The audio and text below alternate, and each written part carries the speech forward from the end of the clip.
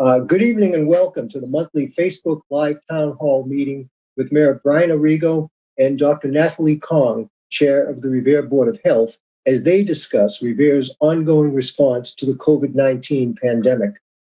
Tonight's forum is an opportunity for residents to engage directly with two individuals who are at the forefront of Revere's management of the public health crisis. We have a number of questions that have been submitted throughout the day, and we will also try to get to any questions from tonight's viewers. You can submit questions in the Facebook comments section. Tonight's town hall is being simultaneously translated in Spanish on the El Mundo Facebook page and on La Mega Radio, and in Portuguese on the Brazilian Magazine Facebook page. There's much to discuss in the next 60 minutes, so we will move along to our opening comments from Mayor Arrigo, who will be followed by Dr. Kong. Mayor Arrigo. Thank you, Bob. Good evening, everyone. Good evening, Dr. Kong. Thank you all for joining us tonight. A few hours ago, I held a press conference with Dr. Kong and several others to make some announcements in response to some really concerning information and trends that we're seeing in the data regarding COVID-19 in the city of Revere. And so Dr. Kong and I wanted to also provide an opportunity for residents to get some more detail about the decision-making process behind these announcements and be able to ask questions. As I'm sure some of you have heard by now, we are taking a number of immediate actions to do what we can to reduce further spread of COVID-19 in our city. I'll say this, that these decisions have been extremely difficult to make. But at the end of the day, it is my job as mayor to protect our residents' health and safety. Throughout this crisis, we have been able to do that by using data to inform our decisions in our decision-making process. We all want the same things. We want to keep our businesses open. We want to allow our economy to continue to recover. We want to get people back to work. And we want to have our students back in classrooms for in-person instruction that we all know that they need. But in order for us to get there, we all have to do our part. And from the city's perspective, our goal is taking these actions and really preventing larger, more drastic, more massive closures across the board. So we've started with things that we have direct control over. And so the first announcement that I made was regarding city-sponsored and city-run events and programming. And that is that we will be suspending all events and programming in the city of Revere. This includes events like our Fall Festival, our Pumpkin Dash, all of our adult recreation programming, and unfortunately, it also includes Revere High graduation, which was scheduled to take place on Tuesday, August 11th. And let me talk about graduation for a second, because this is probably the most difficult decision out of all of these that I had to make. I, along with the superintendent, along with the entire school committee, am heartbroken about graduation. And I'm heartbroken to have to keep our students from a graduation ceremony that they've worked so hard and they've been so thoughtful about, and they put together, and they worked with us, and they worked with the administrators at Revere Public Schools to put together a really thoughtful plan about how to have a graduation ceremony in a safe way. But with the information that we have, and that around positivity rates and around the number of cases in our city, I cannot responsibly bring 1,500 or 1,000 or 500 or 100 people to a single site.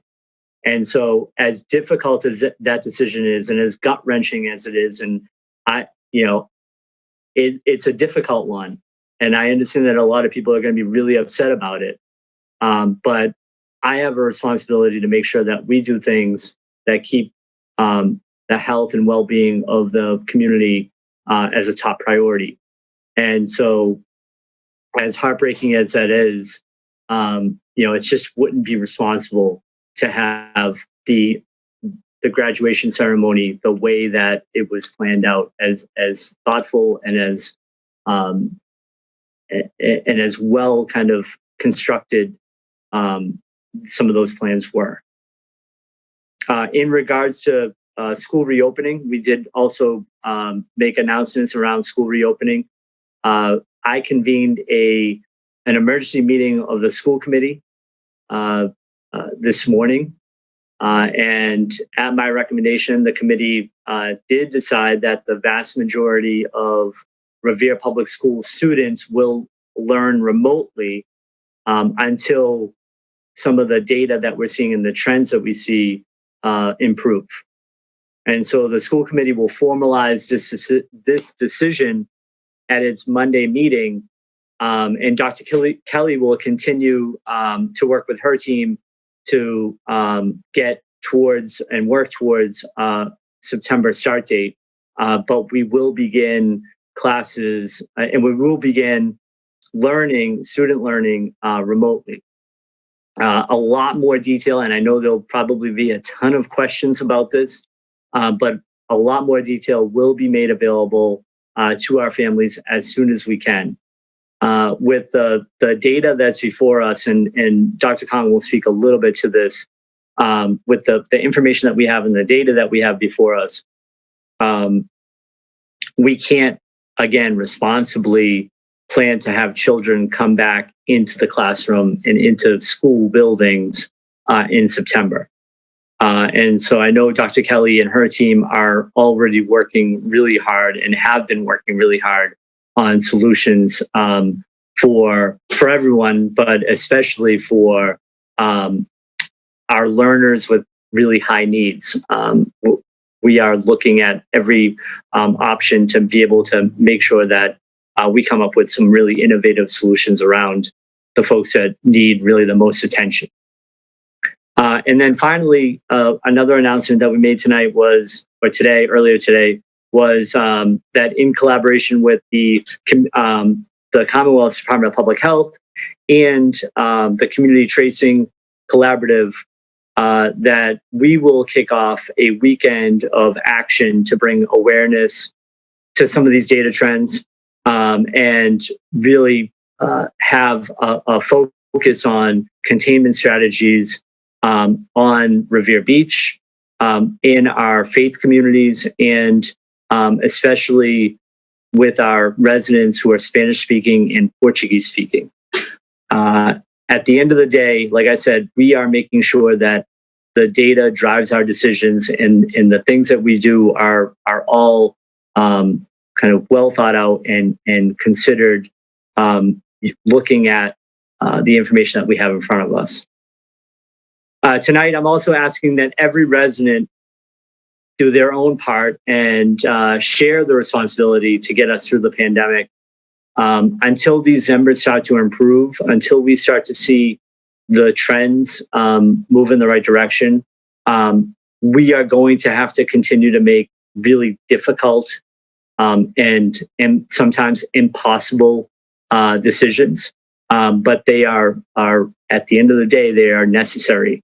And they are things that we have to do to make sure that the top priority of keeping our residents safe and healthy, and the health and wellness of our community a top priority. Earlier today, I also got a test myself at the Revere High School testing site. I'm urging everyone to please do the same. It's free. There's no requirement of insurance. There's no requirement of identification. There's no appointment needed. And at the end of the day, that test site is one of the best tools that we have to identify cases before individuals spread the virus to others. And I know Dr. Khan will talk about one example of the spread that we've seen.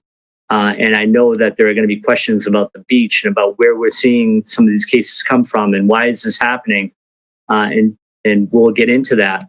but it's really clear that that individual, one individual can infect and affect a lot of other people. So in order for us to get ahead of that, and the best tool that we have is testing. So please get tested. Please make sure you're wearing your masks. Please continue to practice social distancing. And most importantly, and we'll get into this a little bit more, but what we're seeing more and more is that social gatherings and different gatherings that are not, that don't have the precautions that I talked about, like wearing a mask or practicing social distancing, those gatherings are really the root of the problem in the city of Revere.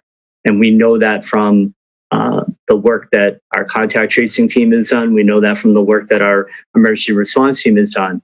And so we'll get into that as well. But, if at all costs, please avoid gatherings where things like masks aren't being worn, or the safety precautions that we talk about that everyone knows, where those aren't in place, please avoid those gatherings at all costs. With that, I'm going to turn it over to Dr. Kong, and she's going to run through some of the data and some of the public health perspective of the decision making that we have, and why we're seeing some of this happen, and why we're seeing this little bit of an uptick in some of our data points, and get into a little bit more of that detail. So with that, I'll turn it over to Dr. Kong. Thank you, Mayor, for having me this evening. So as everyone knows by now, we are seeing an increase in cases in Massachusetts and in the city of Revere. Though this is not entirely unexpected given the reopening, this is something we must act on quickly, or else we may find ourselves in a second wave very soon. We know this virus spreads quickly, and a lot of times people can be pre-symptomatic or asymptomatic. The timing of this increase in cases also poses a huge problem. With the new school year mere weeks away, not just in Revere, but in the whole state, including college reopenings, having an increase in cases makes it hard to safely reopen for any amount of in-person learning, which is what led us to make the rather difficult decision to start the school year in Revere with entirely remote learning. We're also just weeks away from the start of the flu season. And to have the numbers on the rise like this before the influenza virus takes hold this fall will definitely pose a threat to our hospital capacity. So with that said, I'm going to spend the next few minutes going over those numbers. Let me share my screen. All right. Oops. All right, so this first graph you've all seen before. This is just the total number of cases we've been seeing daily since the start of the pandemic back in mid to late March. You can see where we were in the peak back in April, and you can see kind of where we've been throughout the summer. And I'm going to focus on the last 4 weeks in this next slide. So I kind of zoomed in on that last 4 week period, and you can see clearly that our 7-day average is slowly going up. Today, as of today, our 7-day average is 14, which is triple what it was 2 weeks ago. So just to kind of put it in another way, our numbers are, though it looks small compared to where we've been, it's going up, and it can easily get to where we were in April and May. It can easily get to that in a matter of days to weeks. And just for comparison, this is Massachusetts daily cases. So we're also mirroring Massachusetts like we have been all along. So the whole state's seeing an increase. But just to put it into perspective for you, Revere currently is being hit particularly hard, and I'll kind of go through those numbers now. So Revere residents, you guys have been doing great. You guys have definitely been taking care of the Stop the Spread campaign, taking advantage of the Stop the Spread campaign at the Revere High parking lot.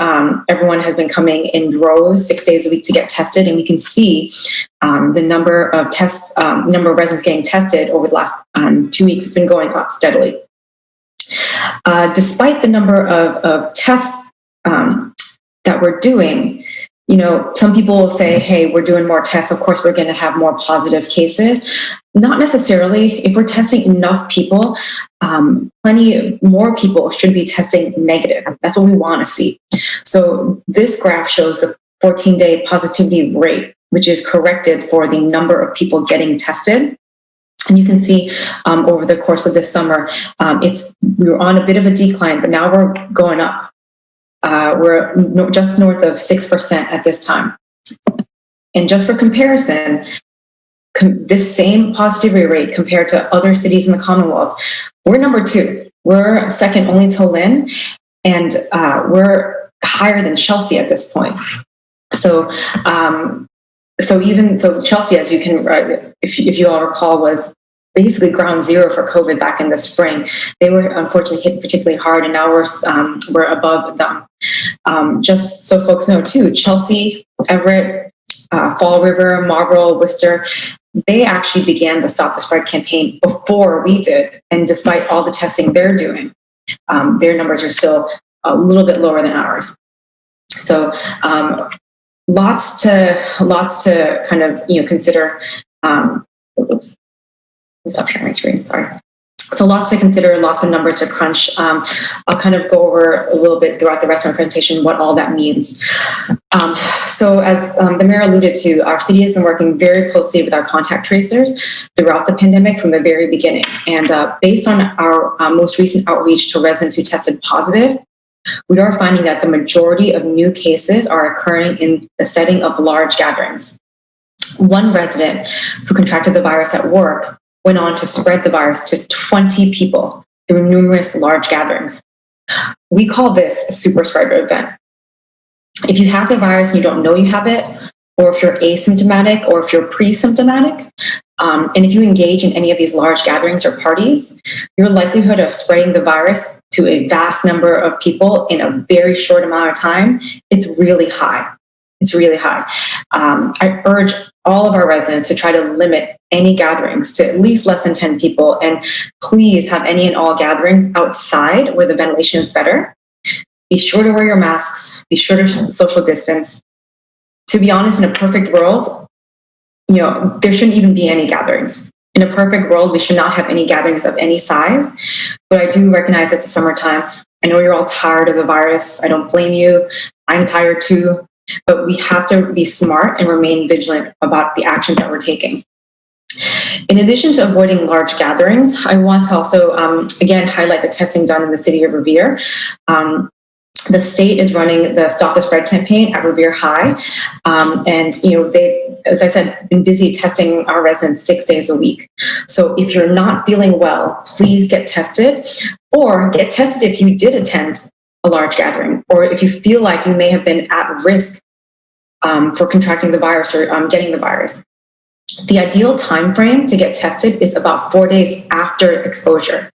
If you go out and then get tested the next day, your odds of having a negative test are really high, and it could be falsely negative, and it might turn up positive if you had waited 4 days. So remember that time frame is key. Once you are tested, please quarantine yourself until you receive your results. All right. The last thing you want is for you to go out and then the next day get a positive test result, and then everyone that you saw potentially got the coronavirus. I also want to remind everyone that even if you test negative, that doesn't mean you can't ever get the virus. All right. We must remain vigilant and smart about our actions. Even if you have the antibodies, we still don't know yet if those antibodies are strong enough to prevent you from getting COVID a second time. So again, please remain vigilant and smart about your actions. For better or for worse, we are in this together, which means we rise and succeed together, but we also fall together. The actions you take today will directly impact your neighbors, your children, and your community. When you wear a mask, you're protecting yourself and others from contracting and spreading the virus. When you don't wear a mask, you're leaving yourself as well as your entire community vulnerable to the virus and vulnerable to the repercussions that follow with an increase in cases. Right now, the graduating seniors, they won't be having the graduation ceremony that was originally planned for, but perhaps next year's graduating senior class can have a regular graduation. Only you can decide if that will happen or not. Right now, our kids are only going to be on a remote learning plan to start the school year. However, whether or not they stay in a remote learning plan for the entire school year, that's up to you. That's up to you all. So that's up to whether or not you choose to put a mask on, whether you choose not to host that gathering, and whether you choose to adhere to social distancing guidelines. So, at the end of the day, as always, please wear your mask, remain socially distant, avoid large gatherings, and get tested. That's all I have. Back to you, Mayor. Thank you, Dr. Kong. Really appreciate all that you've done in terms of giving guidance from a public health and from a medical standpoint. So not surprisingly, the announcements that have been made earlier today and this evening have generated a lot of questions specifically regarding specifically regarding activities. One is, how does this impact the farmers market? Yeah, and that's a great question. And we're currently going through all of our programming and events that are ongoing. The one thing I will say about the farmers market is that one of the residual effects that we've seen from COVID and from all of the chaos that has come from COVID is food insecurity. This has been a major issue for our city. We've had we've turned the Rumney Marsh Academy into a food distribution center, and we know that thousands of people have been helped by the efforts that we've made and the numerous organizations that have stepped up to allow us to provide food to our residents and to people in the region. So when I talk about that, I do think of the farmers market and the food insecurity issue that gets addressed by having a farmers market.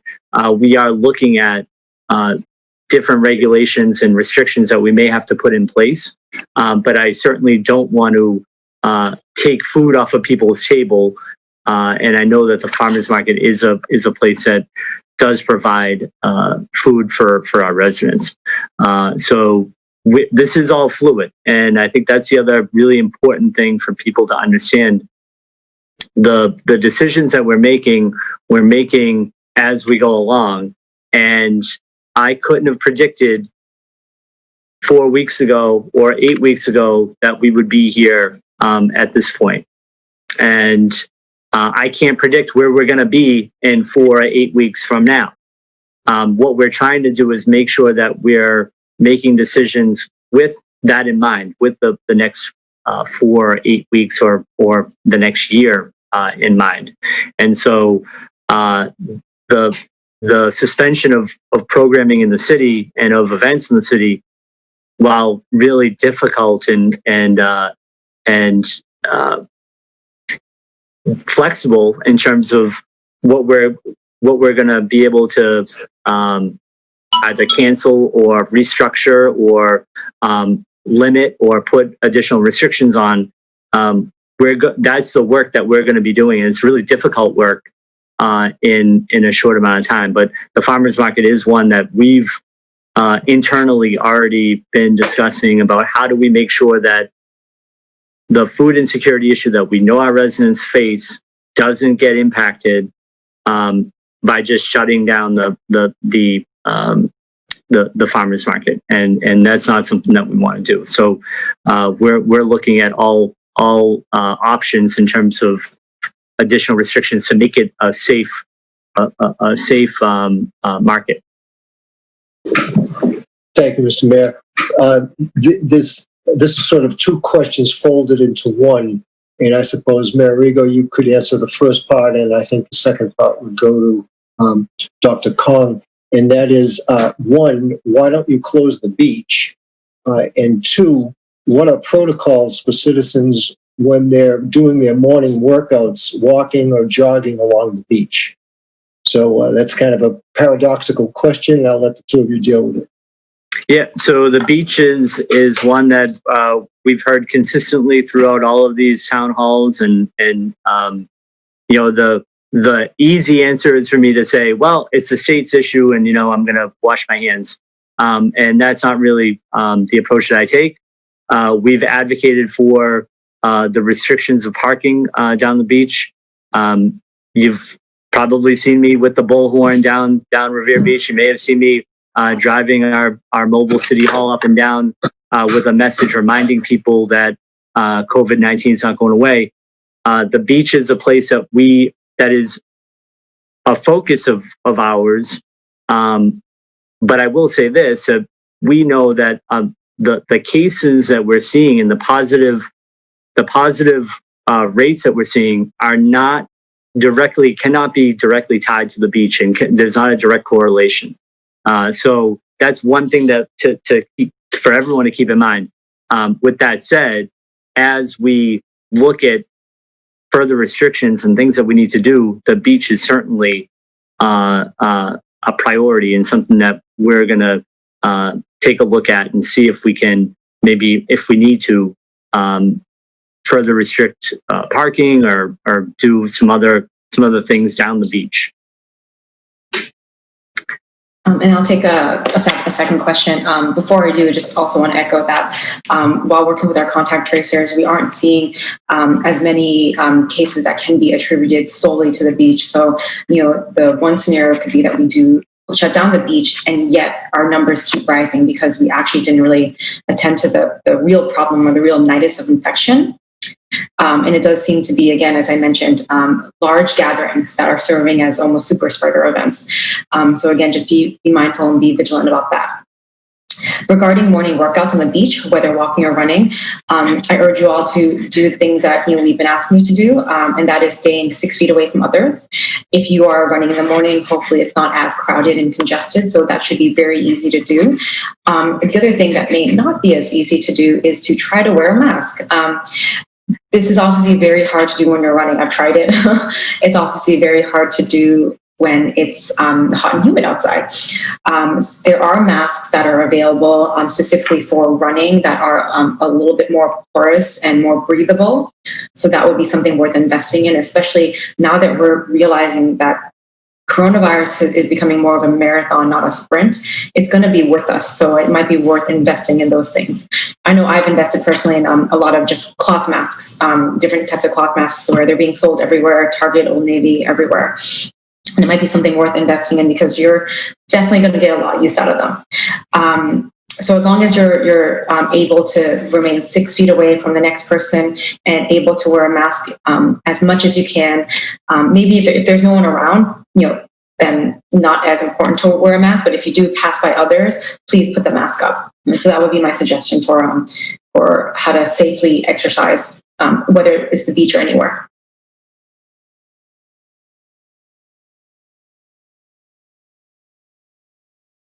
Okay, thank you, Dr. Kong. Question steering back towards the school department. Mayor Arrigo, how will the decision regarding remote teaching affect and be implemented regarding special needs students? Yeah, so the decision has been around our students will be participating in, the vast majority of our students will be participating in remote learning. And so one issue that I know Dr. Kelly is really focused on and is a top priority is around the high needs students that we have in the district and how we can accommodate them. And there may need to be some things that we have to do either in person or in small groups that will accommodate them. And those are details that I don't have yet, but we will be putting out. And this is all, again, incredibly fluid. I know Dr. Kelly has done an incredible amount of work around the reopening plans, and she's had a really dedicated team that's worked on multiple solutions and multiple versions of what reopening looks like. And so this is, especially around our students with high needs, we know that we're going to have to go above and beyond. And I know Dr. Kelly will be really innovative and thoughtful about those solutions. So the short answer is there will be more to come, and that is a real focus in how we reopen and how we meet the challenges and the needs of our high needs students. Thank you, Mayor. This is a follow-up to some of the activities that the city is discontinuing. Someone asked, what about baseball? My son plays in the St. Mary's Little League. Yep, and this is an issue that came up when we discussed this with Michael Hinojosa, our recreation director. This is one of the first things that he had talked about, including recitals and some other programming and events that are coming up really, really quickly. With baseball, one thought that we have, and this is where we're trying to be as creative as possible and make sure that there's a clear kind of understanding that health is the top priority, and that we don't want to have people gathering, is the potential for there to be drop off for the players. Unfortunately, we may restrict parents or spectators at the games and allow the kids to play. I certainly understand the need for children to engage in those kinds of activities, and we want our children to be healthy, and we want them to do things that they're used to doing. But we also want to make sure that we're limiting the exposure that people may have in terms of gathering and being around each other. So these are things that will be coming out as we move forward and as we kind of roll out what this looks like. But that's probably something that will be forthcoming in the next day or two with our director of recreation and with our emergency response team, and again with what the data tells us and shows us, and what our medical experts like Dr. Kong are suggesting and recommending. Dr. Kong, I don't know if you have anything on that. I mean, the idea that we actually haven't discussed baseball per se, but the limit of having a limit on spectators is something that I think may be satisfactory and kind of allow kids to continue to play baseball, but not have the parents and other spectators, and maybe even limiting the number of games that are happening at a time. We have a beautiful complex with 3 fields, but we may limit that to 1 game that's going to happen at a time, and limit the spectators to just coaches and umpires. Yeah, I mean, I think all those ideas are on the table. I think the real key is that, we're seeing our numbers move in the wrong direction, and we need to do something that makes sense based on data and based on what we're seeing from the contact tracers, to try to mitigate that spread as best as we can. And we also want to keep especially our children safe. So by limiting spectators, I think that's one great solution, so that we can limit the amount of people on the field in that vicinity that could potentially, cross paths and could potentially spread, and even limiting the volume of games that happen in that complex at a given time would also help to hopefully mitigate further spread or prevent any further spread. So I think those are all great ideas that are on the table that we'll have to kind of suss through and see what will work best for our residents. Okay. A question regarding testing. I've tried to get tested. When I can get there, the lines are too long, and now I see that it's ending soon. What should I do? Yeah, so that's a great point, and something that I've experienced myself. I got tested with my wife last week, and I got tested again today. But last week we waited for approximately an hour and a half, which can be little difficult with two toddlers in the back seat. But certainly we know that the test numbers in Revere are really high, and which is a good thing. And we know that there's a need, and we're fulfilling a need. And we've actually heard from our partners at the state level about the potential for extending the testing, or maybe even adding a testing site. So those are all things that may be happening, and I'm hopeful that they will happen in the very near future. I think given everything that's happening in the city, and given our relationship with our state partners, there's a definite interest in supporting the efforts that the city's making. And so one of the ways that the state can support us is to have an additional testing site, and maybe even extend the testing dates. And those are things that may be happening. And I'd encourage people to hang in there, and if you can wait it out, but be on the lookout for more information about additional test sites and additional testing dates that we'll have available. I also want to take this opportunity to remind everyone too that in addition to the Stop the Spread campaign, correct me if I'm wrong, Mayor, but East Boston, we're still conducting our asymptomatic or symptomatic testing. BI and at the MGH in Chelsea, they continue to operate their special COVID testing clinics as well. They prefer appointments, but walk-ins are accepted, and they typically do not ask for someone's immigration status. I do believe that we did get confirmation about Stop the Spread, and that it is going to be extended until the 13th of September. And you're right, there hopefully will be a second site to come. We just haven't, that's TBD, so we'll make sure the word gets out as soon as we hear it. But, to complement this weekend of action, and to complement all this messaging we're pushing out right now, especially in the town hall about testing, and, to get tested and do the right thing, we'll be sure to try our very best to expand testing so that you don't have to wait very long just to get the test. And Dr. Kong, a follow-up to that, this is a basic but important question. And the question is, why would you get tested if you don't have symptoms?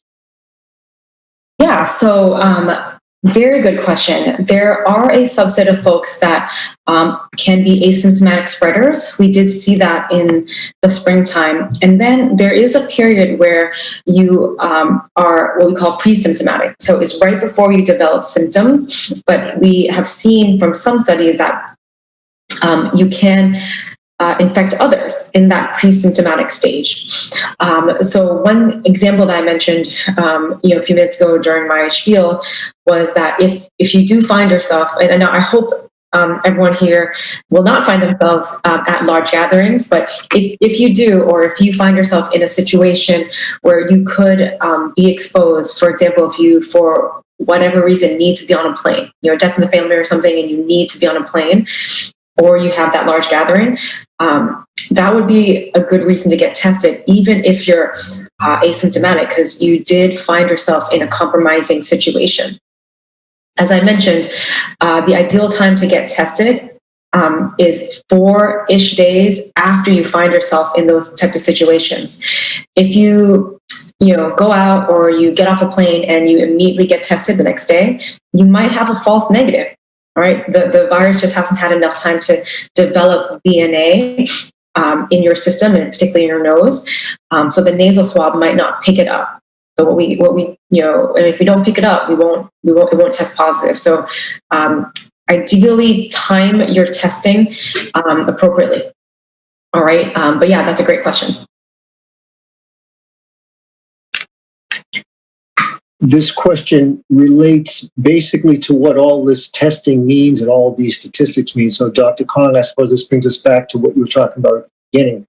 And it follows basically this tone. There's more tests. Of course, more people are being found positive. Weren't we just expecting this? Yeah, so you're right. To some degree, more testing will find more positive people. However, the metric we were focusing on, and I apologize if it was confusing and I didn't make it clear a minute ago, but the metric we're using is the case positive rate. So that is something that is actually corrected for the volume of tests. So obviously, if you test 5 people and 4 of them are positive, you have a really high positive rate. But you only tested 5 people, right? So that number, the case positive rate, is something that corrects for volume of tests done. And once we correct for that, Revere is number 2. We're higher than Chelsea in terms of the amount of positive tests we have in relation to the volume of tests we're doing. And in fact, if we're testing enough, given the virus's characteristics, we would expect our number, if we're doing the right thing, and if in fact we aren't seeing that much spread of the virus, we should expect our numbers to get, our case positive rate to get lower. All right, because that means that a vast majority of the folks are not infected, which is a good thing, and we're doing our jobs right. But we're not seeing that. We're not seeing that. Again, 6%, 5%, or rather, our number is above 6%. Some public health experts want that case positive rate to be below 5%. And in fact, some states are aiming, some states in the US are aiming for somewhere around 3%. We haven't yet landed on a number that we want to aim for, and part of that is I think we're collaborating with our partners at the state level to find a number that makes sense. That's kind of assessing all the data that we have and seeing what makes sense for our numbers. But our case positive rate remains high, and too high to unfortunately open schools in person and to do certain events that were planned, like graduation. Yeah, and Dr. Kong, to that point about the case positive rate, it's really a precursor for what could be happening down the line. And so if you look at our number being hovering over 6%, and as we've alluded to, the second highest in the Commonwealth currently right now, that if left unchecked, if we don't change what we're doing, the way we're doing things, that would only get worse, and things will only get worse from there. And so that really has been a main metric that folks from the federal level down to municipalities are looking at and saying, okay, what is our number doing? We weren't expecting. I think we had hoped that rate would have gone down drastically because of all the testing that was happening. We had been hopeful that would be the trend that we would see. And that chart that you saw that showed us getting up to 6%, we were hoping to see that drive down because of all the testing that was happening. And in fact, that didn't happen. We stayed at 6%, which is high, the second highest in the whole Commonwealth. That tells me that we need to change course, and we need to do some things that are difficult and heartbreaking and really challenging, but we have to do them now rather than waiting another week or 2 weeks or 3 weeks and having even more drastic things that we'd have to do in the future, and more cases and more people potentially dying in our city. Exactly. And so that's, we were hopeful. We knew that the raw number of positive cases would obviously go up with more testing. But it's really that positivity rate that we're focused on. And we want to drive that down. And that's going to be a metric that is going to, and a data point that we will use to be able to think about getting kids back in classrooms and getting programming back up and running and getting events to happen again in the city. Mm-hmm. And another thing too is, I think I forgot to mention this, I apologize, but that case positivity rate of around 6% is 3 times higher than the state's 1 week average. So just to put that into even more perspective, we're number 2 in the Commonwealth, but that means that we're 3 times higher than the state aggregate. Reason to be concerned. This question is a very specific one. I have a trip planned for Florida that I cannot change. What travel precautions should I take? So ideally, I would, obviously you can't change it, so that's off the table. But if you were able to, that would be my number one recommendation, is to change it. Massachusetts does have a new travel, new travel guideline, so that if you are traveling to states that are not within a certain, basically not within the Northeast. So there's certain states that are exempt from this. So if you're traveling to Maine, New Hampshire, Vermont, Rhode Island, Connecticut, New York, and I believe I'm maybe missing one or two other ones. But if you're not traveling to those states, and if you're traveling elsewhere, which includes Florida, in order for you to return to the state, you're going to need to show that you had a negative COVID test within the 3 days prior to re-entering Massachusetts. And that applies for everyone, not just visitors, but folks who live in the state of Massachusetts. So that was new as of August 1st. When you're on the plane, obviously wear a mask the whole time. Check with your whoever you're traveling with, whatever company it is you're traveling with. Some of them may require a negative COVID test before you board the plane. It's not common. That's not common practice, but some of them, I have been getting requests from patients to get a COVID test prior to getting on a plane for that reason. So definitely double check before you get on a plane and see if that's required. Most airlines are not accepting any exemptions, so you must wear a mask, and they're not accepting any exemptions for any reason. And most airlines are no longer selling out the middle seat, so at least you'll have some distance, but it's not going to be 6 feet. So if the flight is not packed, I would encourage you, and I'm sure the flight attendants would allow this, but I encourage you to maybe move to another seat that could be free if it's not a very packed flight. I would not advise eating or drinking anything on the plane. I know a lot of planes have suspended drink service, but I wouldn't bring your own personal beverages or food either, because that would require you to remove your mask. And when you're up in the air for that long in a setting that has poor circulation, I wouldn't want you to take that mask off for any reason. Similarly, on any given day, I would be telling my patients to walk around the plane to prevent yourself from getting DVTs, or deep vein thromboses. In other words, a clot in your leg, from just being sedentary, just sitting down for so long. I would normally be recommending that folks do that, but I don't think they're allowing that. And even if they are, I wouldn't do that. I wouldn't walk around the plane. I would try and stay in your seat as best as you can, where you know you're 6 feet away from others, and keep that mask on. All right. Hope that answers the question. Kind of all I have off the top of my head, but. Okay. Dr. Kong and Arrigo, we are coming up on the 7 o'clock hour, but we did start a few minutes late. Are the two of you available to stay on for just a couple of more questions? Sure. If we have more questions, yeah. Here's a question about parks in the city. These are somewhat related. Are the city playgrounds and parks being disinfected? And then, somewhat related to that, what about events that are planned for the city parks, such as a recital at the stadium? I presume they mean Harry Delarusso Stadium. Correct. Yep. And so we do have our parks being disinfected on a schedule with our DPW department.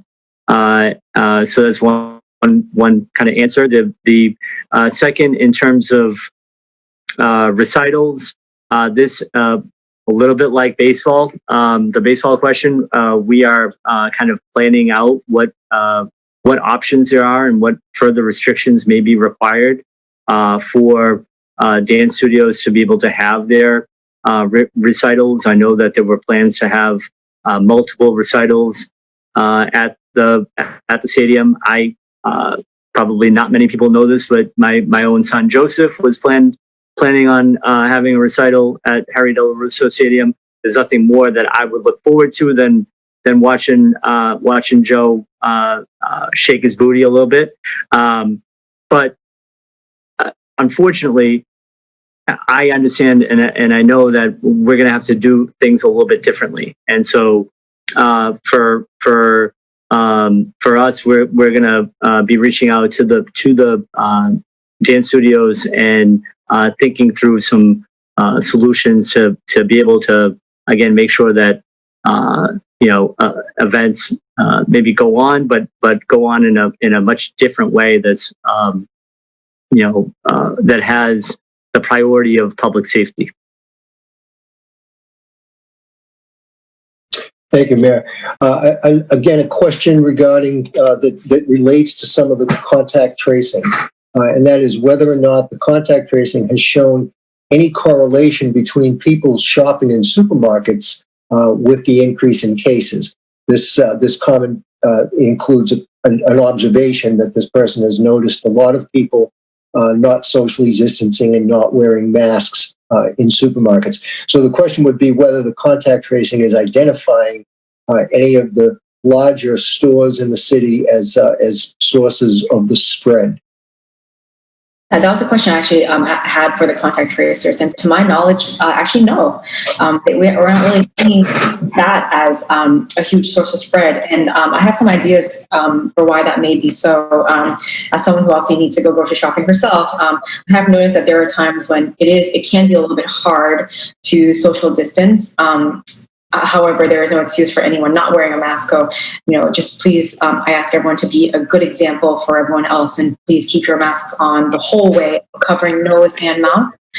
But I have noticed that it can be hard at times to social distance. What we consider to be a contact that would put you at greater risk for getting COVID would be if you were less than 6 feet away from the next person without a mask on, and they don't have a mask on either, and that has to happen for 15 minutes or longer. So thankfully, most interactions you have in the grocery store is just kind of a quick pass by, or just maybe a minute or two next to a person, grab your stuff, go back to your cart or whatever. So I think those small interactions are just short enough that it's not going to cause too much transmission. The other thing too that's helpful is, the majority of folks in the supermarket should be wearing a mask, and you are too. Some new studies have come out that may suggest that you wearing a mask may actually provide you the wearer some protection. In the past, we have touted that masks are really meant to protect other people from what's coming out of your mouth, not the other way around. But there may be some data coming out that suggests that wearing a mask will also protect you, the wearer. So that could be another reason why we're seeing less of a spread that can be attributed solely to grocery stores, which I'm really obviously glad about. I hope that answers your question. But the short answer, no. Actually, surprisingly, we're not seeing spread happening solely from grocery stores. This is a follow-up to that question. Doctor, earlier you referred to what you called super spreaders. Aren't super spreaders in crowded places? Yeah. So that's what I meant by super spreader events. I wasn't saying that patient example, I wasn't calling the patient a super spreader, but I was calling the situation of these large gatherings. I was calling those gatherings super spreader events. So those are situations when you're having large gatherings where it may be hard to social distance based on where you're having that gathering. And if there's alcohol involved, it may be hard to make the right decision. It may be hard to keep your mask on while you're sipping or eating. And so those are behaviors, especially when you contrast that to what I just said in the grocery store, you're more likely to not be wearing a mask, or you're more likely to be taking it off more frequently than if you were in a grocery store. And you're more likely to be with folks at a less than 6 feet distance. And you're more likely to obviously be there for greater than 15 minutes. I'm assuming all these gatherings are lasting for obviously greater than 15 minutes. So that is the recipe for very quick, very fast, and very vast spread to a ton of folks at that gathering. So that's what I was referring to as a super spreader event. Not the person as a super spreader, but as that situation, that large gathering as a super spreader event. I hope that was more clear, Bob. I hope so. It was to me. Thanks. This question has to do with people returning to work. It asks you, Dr. Kong, when do you think people who are considered to be high risk can return to work? Oh, so that's tough. So high risk folks, as a reminder, are folks with comorbid conditions such as an immunocompromising condition, diabetes, heart disease, just to name a few. I think whether or not they can return to work, it depends on the type of work they do.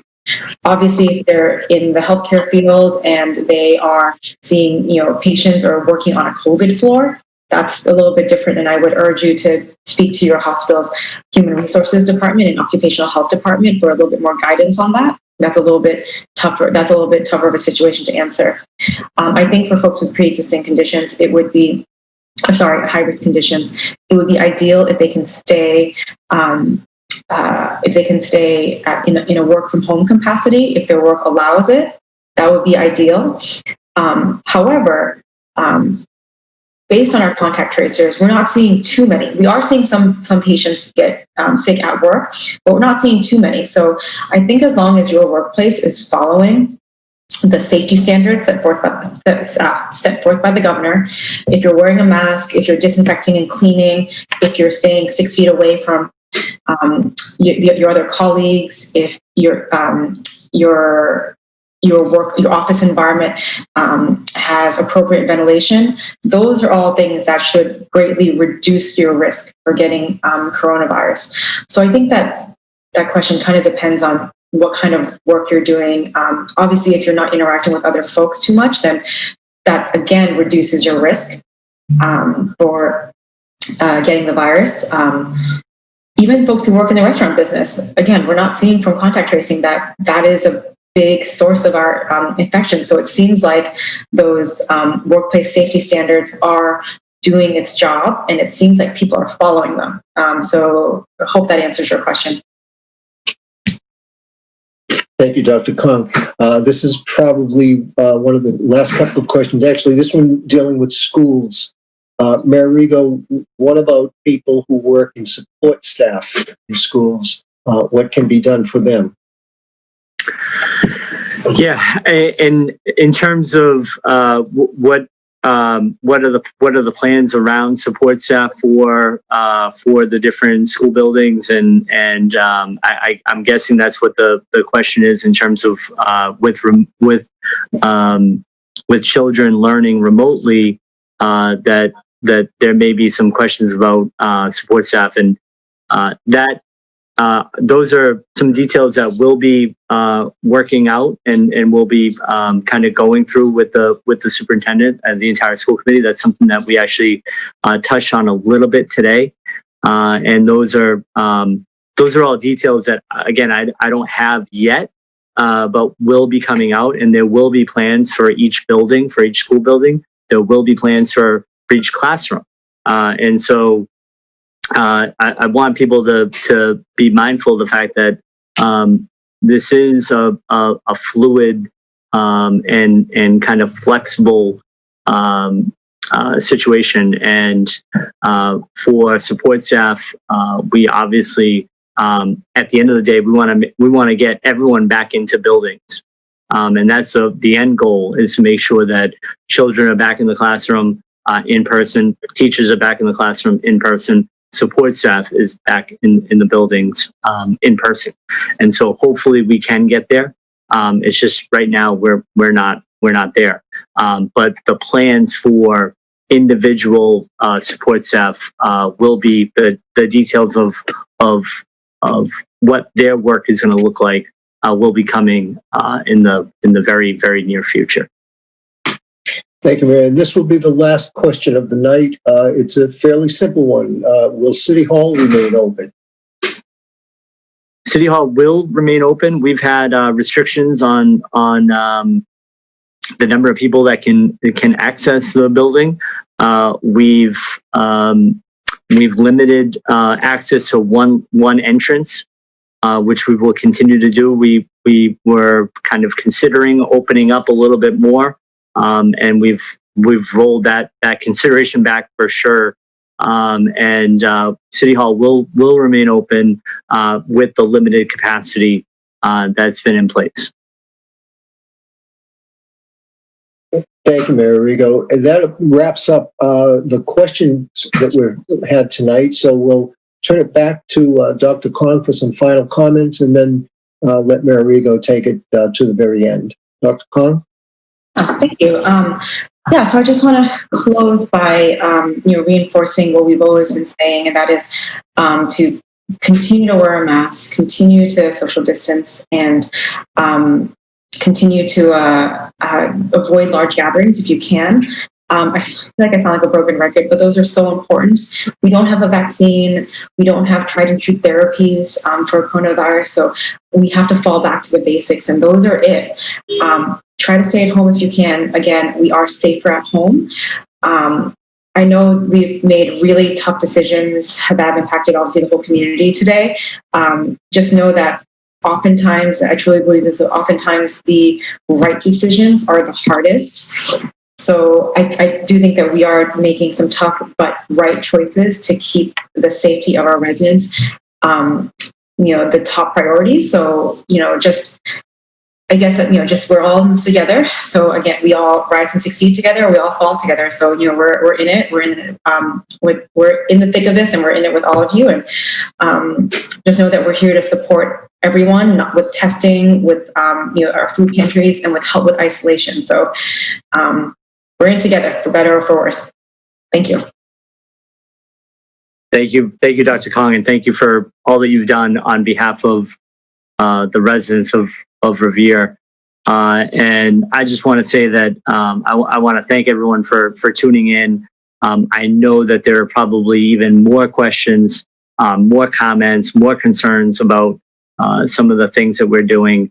And I will remain committed to being as open and transparent as possible to make sure that we're getting the residents the information that they need in order to make their own decisions and figure out what plans they may have. I will say this, that I know this has been an incredibly difficult time for everyone, and we're feeling the effects of this roller coaster. As Dr. Kong said, we're all in this together. And at the end of the day, we have to make sure that we're taking care of all of our residents, and we're thinking about and prioritizing the health and well-being of the entire city. And so I know that there's fatigue that has set in around not seeing your friends and not seeing your loved ones. I know that there's fatigue around the messages that you're hearing from me, from other elected officials, and from people that just keep on talking about the same things. Like Dr. Kong said, sometimes we feel like broken records when we talk, but we're really trying to get that message across that this is all unprecedented. And when this all began, I've been in communication with our state partners, with other mayors from all across the Commonwealth, and the theme of every conversation that we've had has been around the fact that we are all at the same time building a plane, flying a plane, and drawing a blueprint for the plane. And I really feel like we're just in a new phase. This pandemic has gone through phases. And it's been a roller coaster. And this is a new wrinkle in that roller coaster. And I know that we're gonna get through this together. We've seen some of the most challenging and difficult times of this pandemic, and we're trying to avoid seeing that again. And that's what the decisions that we've talked about tonight are all about. And we are in this together, and we're going to get through this together. So again, thank you all for listening. Thank you for watching. If you have any questions or concerns or comments, please don't hesitate to reach out. Thank you. Thank you, Mayor Arrigo, and thank you, Dr. Kong. That concludes tonight's town hall meeting. For all of you residents in Revere, remember that you can get updates on Revere's COVID-19 response on the city's website, www.revere.org, and testing sites and schedules. And you can always call Revere 311 with questions. Good night.